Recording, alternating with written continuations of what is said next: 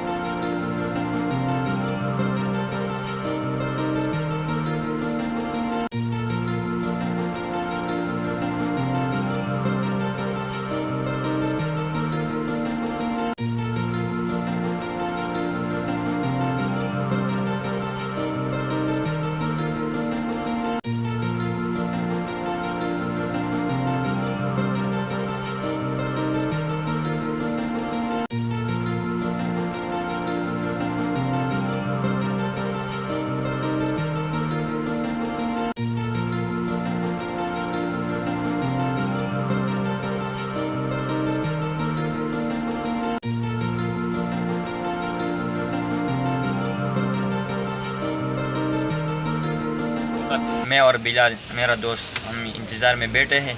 इंशाल्लाह चंद मिनट बाद हम वापस से जाएंगे अपनी जगह को। फिर इंशाल्लाह आपके साथ बाकायदा वीडियो शेयर करेंगे। वीडियो ज़रूर देखें, शेयर करो, इससे मज़े उड़ाओ।